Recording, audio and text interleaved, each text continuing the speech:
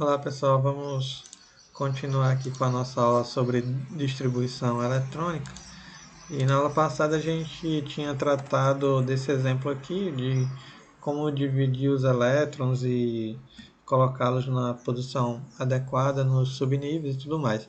E agora a gente vai ver com mais detalhes como que faz isso e quais as regras que a gente deve adotar para seguir esse padrão, certo? Então, primeiro, ah, vocês vão ver daqui para frente a gente colocar os elétrons em subníveis dessa forma, certo? O que é que essa representação aqui indica? Ó, esse número ele representa o número quântico principal, que é o valor de n. Então ele vai dizer qual o nível de energia que o elétron tem. Então pode ser 1, 2, 3, 4, por aí vai. Esse número aqui em cima ele indica a quantidade de elétrons nesse subnível. Que subnível? Subnível que está aqui, o P, por exemplo. Pode ser o S, pode ser o D, pode ser o F. Esse número que está em cima ele vai indicar quantos elétrons vai ter nesse subnível. Cada subnível desse suporta uma quantidade fixa de elétrons. Por exemplo, esse subnível P suporta 6 elétrons. Aqui só tem um, tudo bem, mas ele suporta 6. É igual um veículo. Um carro normal de passageiros suporta 5 pessoas. Não é que ele não possa andar só com um. Pode. Ele suporta até 5, mas não necessariamente vai ter 5 pessoas andando nele todo o tempo. Né? Pode ser só o motorista, pode ser o motorista mais outra pessoa, enfim. Aqui é a mesma coisa. Ele suporta 6 elétrons. Pode ter 6, pode ter 5, pode ter 1. Então, independente do valor, ele vai suportar. Não pode passar de 6, certo? Então, no átomo não existem dois elétrons com os 4 números quânticos iguais. Por isso que eu mostrei esse exemplo aqui para vocês. Ó. Os 4 números quânticos são o N, que é o número quântico principal, que é o que vai dar o nível de energia. O L, que é o número quântico secundário, que vai dizer o orbital em que o elétron está. Ó, aqui o N ele representa o nível de energia. Ó. Quanto mais alto aqui, mais energia. Então, o N nível 3, número quântico principal. O L é o número quântico secundário, ele vai dizer em qual orbital o elétron está. Então, ó, quando o L é 0, ele está no orbital S. Quando o L é 1, ele está no orbital P. Então, aqui, o M, ou ML, que é o número quântico magnético, ele vai dizer a posição do elétron no orbital. Se ele vai estar, por exemplo, no orbital S, isso aqui vai estar 0. Se ele vai estar no orbital P, aí eu posso ter 0, menos 1 ou mais 1. Se ele vai estar no orbital D, aí aumenta para menos 1, menos 2, mais 2 e mais 1. E por aí vai. E o S é o número quântico do spin. Ele vai me dizer a posição que o elétron está. Se ele está menos meio ou mais meio. Então, por isso que não existem dois elétrons com os mesmos números quânticos. Porque mesmo que, no caso aqui, esse átomo de hélio ele tenha só dois elétrons, eles estejam no mesmo orbital, no mesmo subnível S, um dos números quânticos, ó, ele vai ser igual, mesmo os outros três sendo, vai ser diferente. Mesmo os outros três sendo iguais, um deles vai ser diferente aqui, ó. Então, por exemplo, ó, tudo igual aqui, ó. Mas quando chega aqui, um é mais, outro é menos. Então isso já muda, certo?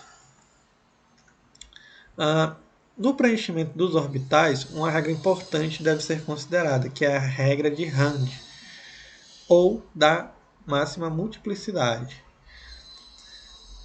que diz que em um mesmo subnível de início, todos os orbitais devem receber seu primeiro elétron e só depois cada orbital receberá um segundo. O que é que isso quer dizer? Veja só, aqui eu tenho um elétron, então eu coloco setinha para cima. Aqui eu tenho dois elétrons, eu não posso colocar os dois aqui no mesmo lugar.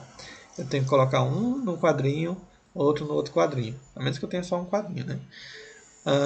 Se eu tiver 3 elétrons, aí eu vou seguindo, ó, 3, 1, 2, 3. Eu não posso colocar 1, 2 e 3 aqui, não, tá errado. Se eu tiver 4 elétrons, aí ó, 1, 2, 3, completei todos os quadrinhos, aí eu volto para o primeiro quadrinho e começo a colocar os elétrons no sentido contrário.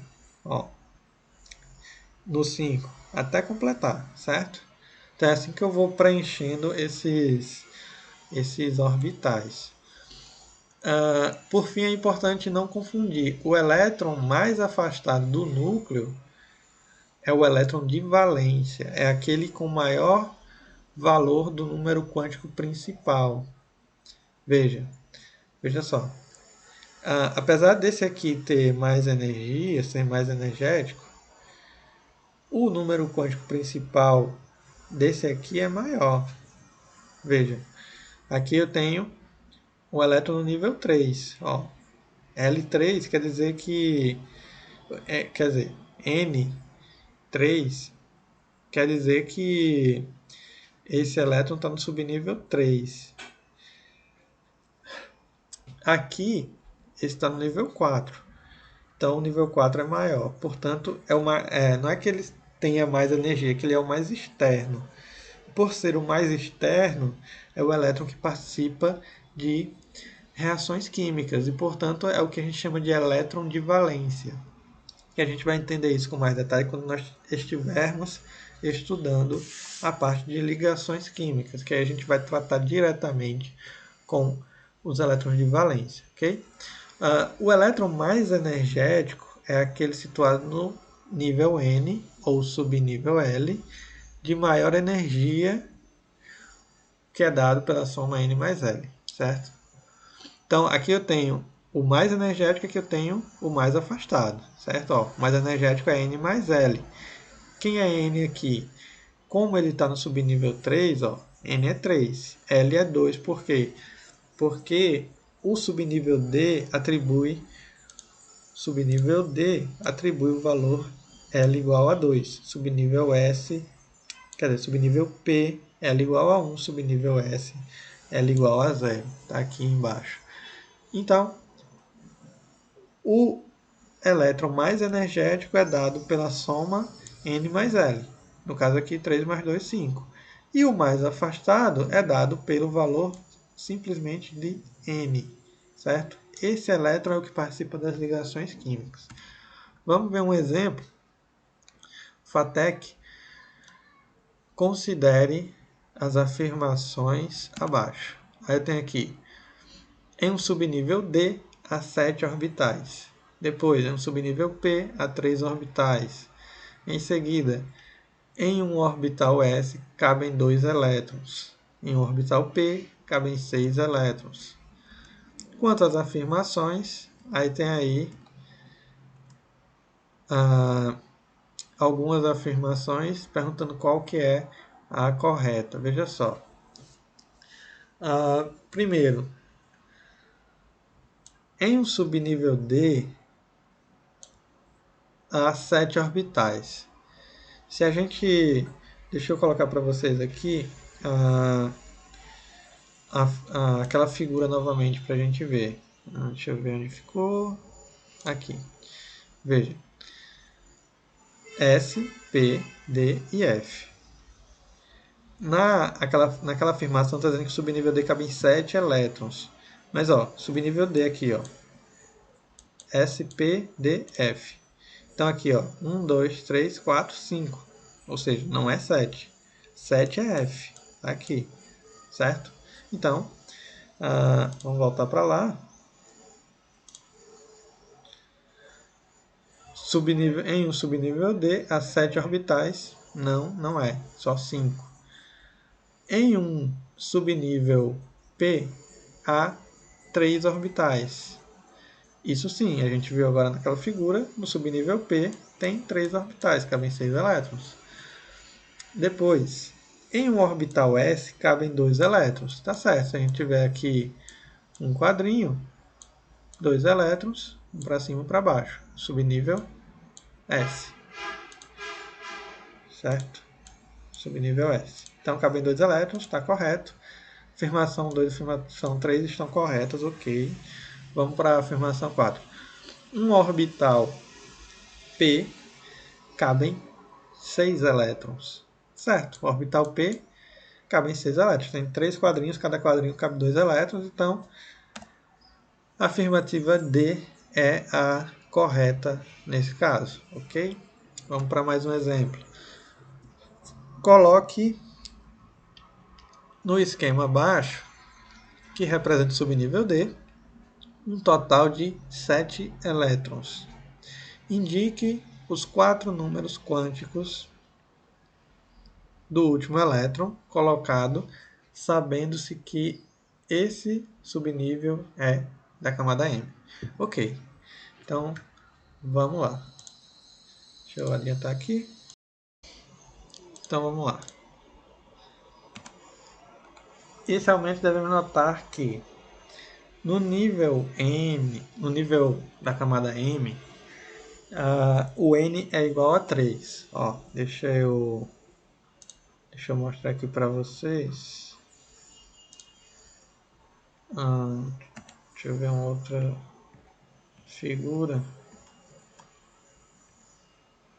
Aqui, ó. Deixa eu tirar essa marcação.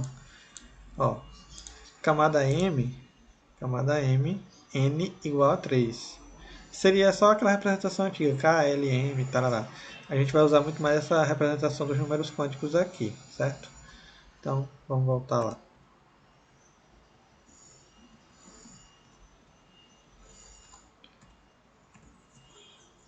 No subnível D, L é igual a 2. A gente viu agora há pouco que S é 1, S é 0, P é 1, D é 2, certo?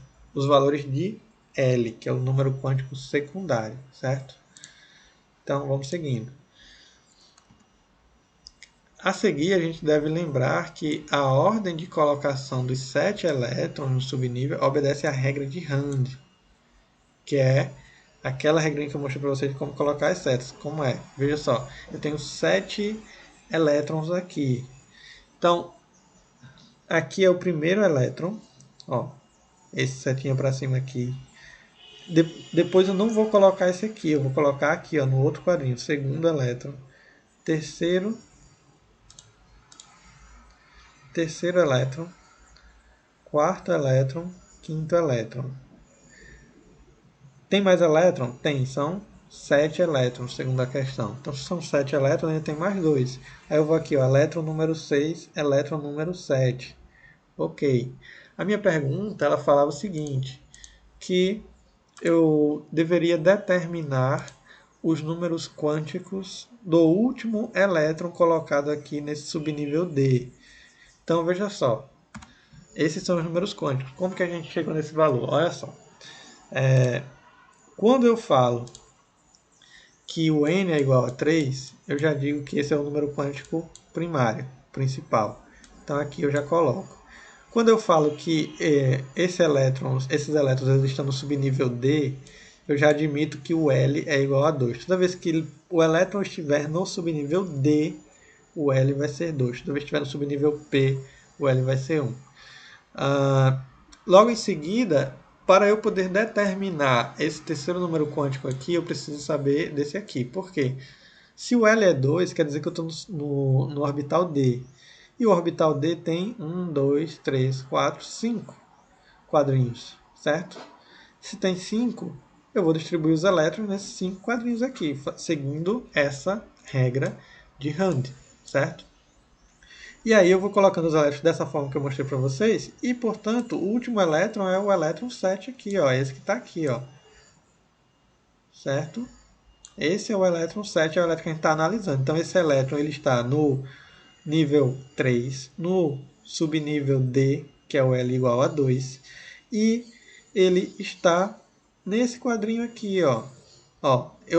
Quando eu tenho subnível, eu divido aqui os valores de 0 a menos 2, de 0 a mais 2 para o orbital D. Então, onde foi que o último elétron parou? Parou aqui no menos 1. Então, o ML, ou M, é menos 1. E esse elétron está para cima ou para baixo? Está para baixo. Então, a gente diz que ele é spin mais meio, certo? Então, com isso a gente determina os 4 números quânticos desse elétron. Vamos fazer só mais esse exemplo para a gente finalizar, certo? Então veja só. Deixa eu mudar a cor aqui dessa caneta. Eu tenho aqui qual é a opção que contraria a regra de Rand. Veja só, a regra de Rand ela diz que os elétrons eles devem ser colocados um a um nos seus orbitais, seguindo uma determinada posição. Veja só, letra A aqui, ó. Eu tenho um elétron, então eu coloquei ele setinha para cima, acabou. Aqui está certo, não está contrariando nada. Aqui eu tenho dois elétrons, eu coloquei um para cima e um para baixo, ok, não tem o que fazer, está certo também. Aqui eu tenho 4 elétrons, então coloquei aqui, ó, 1, 2, 3, um em cada quadrado, e depois eu voltei e coloquei o quarto elétron, tá? Certo. Nesse outro aqui, ó, 1, 2, 3, quer dizer, 1, 2, 3, e depois 4 e 5. Coloquei os 3 primeiros, depois coloquei esses dois aqui para finalizar, certo? Aqui, ó, na letra E, é a nossa resposta, que é a alternativa que contraria a regra de Rand. Por quê? Tenho 3 elétrons. O que deveria acontecer? Um elétron aqui, outro aqui. Esse que está aqui, ó, ele não deveria estar aqui. Ele deveria estar aqui, assim, ó, nessa posição. Então, isso aqui contraria a regra de Rand. Eu tenho 3 elétrons, eu tenho que preencher todas as posições do orbital para depois começar a colocar os elétrons nessa outra posição, certo? Então, com isso, a gente finaliza essa questão. E aí, na próxima aula, a gente vai falar sobre o diagrama de Linus-Pauling e aprender a fazer distribuição eletrônica através desse diagrama, ok? Então, por hoje é só.